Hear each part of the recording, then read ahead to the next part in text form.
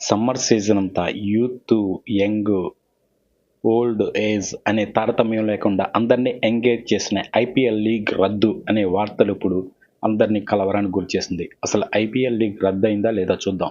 ధర్మశాలలో Punjab Kings, Delhi Capitals మధ్య match అర్ధాంతరంగా ముగిసిన నేపథ్యంలో ఐపీఎల్పై డౌట్లు వచ్చినాయి. భారత్ పాక్ మధ్య తీవ్ర ఉద్రిక్త పరిస్థితులు కొనసాగుతున్న క్రమంలో లీగ్స్ కొనసాగుతుందా లేదా అన్న దానిపై సందిగ్ధత ఏర్పడింది. జమ్మూ, పఠాన్కోట్లో వైమానిక దాడుల హెచ్చరికల నేపథ్యంలో పీబీకేఎస్, డీసీ మధ్య గురువారం రాత్రి జరగాల్సిన మ్యాచ్ మధ్యలో ఆపేశారు. దీనివల్ల మొత్తం లీగ్ రద్దయ్యే ప్రమాదం ఉందని వార్తలు వచ్చాయి. దీనిపై తాజాగా లీగ్ చైర్మన్ అనిల్ ధుమాల్ స్పందించారు.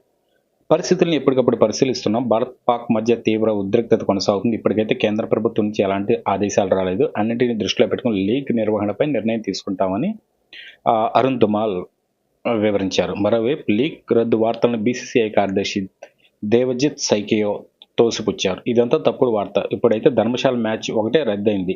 దేశంలో మాకు వేరు వేరు వేదికలు ఉన్నాయి. ఆ బీసీసీఐ ఎమర్జెన్సీ భేటీ ఏమీ జరగలేదు. ఇలాంటి తప్పుడు వార్తలను వ్యాప్తి చేయొద్దంటే వీడియోతో చెప్పారు. అంటే ఆ మ్యాచ్ వరకు రద్దయింది, లీగ్ మొత్తం రద్దయింది అనేది మేము ఇంకా నిర్ణయం తీసుకోలేదు కాబట్టి అధికారికంగా ఐపీఎల్ లీగ్ రద్దు అవ్వలేదు.